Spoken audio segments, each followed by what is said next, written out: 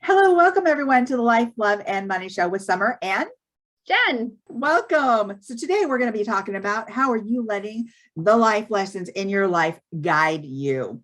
When you think about how you gain certain life lessons, is your focus on how these choices have negatively impacted you and your path or your journey, that those lessons have kept you stuck in a certain situation or a certain, I don't know, a certain life, in a place in life that you don't necessarily want to be? If this is the way that you're thinking, you're creating brain maps. You're creating brain maps that will continue to return to that negative mindset, that negative framework. It may be time for a mind shift. So, what are your thoughts about that, Jen? This takes me to a diagram I've seen and the picture where it's a brain and there's two sides, and you can either decide whether you want to have that scarcity mindset or a growth mindset. Mm-hmm. And depending on what you choose, it's going to set the trajectory for how you're going to assess problems, situations, experiences. Are you going to look at it as, we've all heard this phrase, the glass is half empty or the glass is half full. Mm-hmm. And if you're going to look at every failure, mishap, lesson in a negative light, you're always going to be held back because you're not looking for the growth opportunity that's in that experience, versus you're just constantly looking at like, oh, well, of course this is going to happen. Bad things happen to me all the time. I never get a break. It's like you might even have somebody in your life like that, where they have that kind of languaging. Those are the kinds of thoughts that are constantly running through their mind. And so it's just really unfortunate when I run across it, but I have to also keep in mind, like, I got to protect my thoughts, my mindset, if I happen to be around those things, because I want to stay in a growth and positive mindset. Oh my gosh, that is such a good point. Who you surround yourself will also perpetuate how you feel about yourself and your existence and your situation. So do you know that our life lessons are actually our best teachers? Even if you go maybe like in a different path that you weren't expecting to go, and you're just like, wah, wah, oh my gosh, this isn't so great. I'm Debbie the Downer about this, right? It's a life lesson. Pull yourself out of it. It's a life lesson.